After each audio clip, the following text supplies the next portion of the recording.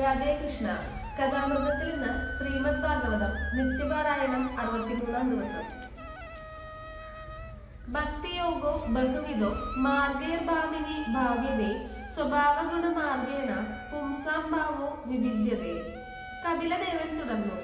ഭക്തിയോഗം പലതരത്തിലുള്ളതും സാധകന്റെ സ്വഭാവമനുസരിച്ച് ആചാരങ്ങളിൽ ഭിന്നങ്ങളുമാണ്.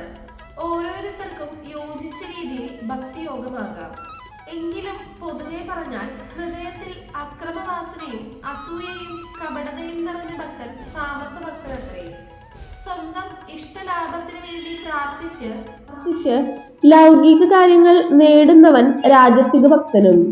സ്വന്തം പാപങ്ങൾ അകലാൻ ആഗ്രഹിക്കുകയും തന്റെ എല്ലാ കർമ്മങ്ങളും എന്നിലർപ്പിച്ച് ഭക്തി തന്റെ ജീവിത ധർമ്മമെന്ന് കരുതുകയും ചെയ്യുന്നവൻ സാത്വിക ഭക്തനുമത്രേ.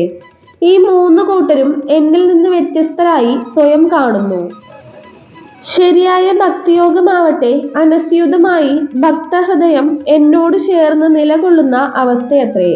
ശരിയായ ഭക്തൻ ലൗകിക സുഖങ്ങളിൽ തൃപ്തനല്ല.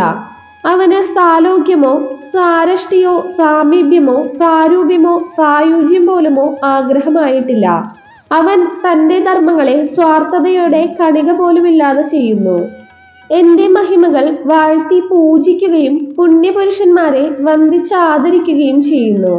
ഹൃദയത്തിൽ കരുണയും ദയാവായ്പും അവനിൽ നിറഞ്ഞിരിക്കുന്നു. എല്ലാവർക്കും സുഹൃത്താണവൻ. യമനിയമാദി ഗുണഗണങ്ങളുടെ ഇരിപ്പിടമായ അവൻ എന്റെ കഥകളും മഹിമകളും വർണ്ണിക്കാൻ ഇഷ്ടപ്പെടുന്നു. സജ്ജനങ്ങളെയും ഭക്തരെയും കൂട്ടി സ്വാർത്ഥരഹിതനായി സത്സംഗത്തിൽ ഏർപ്പെടുന്നു. ഇങ്ങനെയുള്ള ഭക്തൻ എന്റെ നാമശ്രവണ മാത്രേന തീവ്രമായ ഭക്തിപ്രേമത്താൽ പുളകിതഗാത്രനുമാകുന്നു. വിഗ്രഹാരാധന നടത്തുമെങ്കിലും എന്റെ ഏറ്റവും ചെറിയ പ്രാണികളെയെങ്കിലും വെറുക്കുന്ന ഭക്തൻ കപടഭക്തനത്രേ. അവന് യാതൊരു പ്രയോജനവും ലഭിക്കുന്നില്ല. ഞാൻ എല്ലാത്തിലും എപ്പോഴും നിറഞ്ഞിരിക്കുന്നു. ഹൃദയത്തിൽ എന്നെ സാക്ഷാത്കരിക്കുകയും അതേസമയം സകല ജീവികളിലും എന്റെ സാന്നിധ്യം ദർശിക്കുകയും ചെയ്യുന്നതുവരെ മാത്രമേ ഒരുവൻ വിഗ്രഹാരാധന നടത്തേണ്ടതുള്ളൂ. കാപട്യവും പൊങ്ങച്ചവും കാട്ടുന്ന ഭക്തൻ എന്നെയും ജീവജാലങ്ങളെയും വെറുക്കുന്നു. എന്നിൽ നിന്ന് വ്യത്യസ്തനാണെന്ന് കരുതുകയോ ഏതെങ്കിലും ജീവിയോട് വെറുപ്പ് പുലർത്തുകയോ ചെയ്യുന്നവന് മനഃശാന്തി അസാധ്യമത്രേ. അതുകൊണ്ട് എന്റെ ഭക്തന്മാർ സർവചരാചരങ്ങളെയും സ്നേഹിക്കുകയും എല്ലാവരിലും കരുണയുള്ളവരാവുകയും ദാനധർമ്മങ്ങളിൽ മുഴുകുകയും വേണം.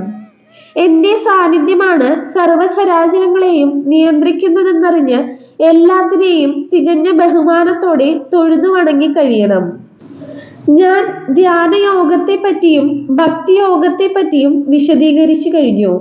ഈ മാർഗങ്ങളിലേതിലൂടെയും ഒരുവന് ഭഗവത് സന്നിധി പോകാം. പ്രകൃതിയായും പുരുഷനായും അവയുടെ അപ്പുറത്തുള്ള സത്യമായും വിശ്വത്തിന്റെയും കാലത്തിന്റെയും ഊർജമായും വർത്തിക്കുന്ന പരമാത്മാവിന്റെ നിയന്ത്രണത്തിലത്രേ അണ്ഡകടാഹങ്ങൾ തങ്ങളുടെ ധർമ്മങ്ങൾ മുറതെറ്റാതെ അനുവർത്തിക്കുന്നത്. ഓം നമോ നാരായണായ. ഓം നമോ ഭഗവതേ വാസുദേവായ.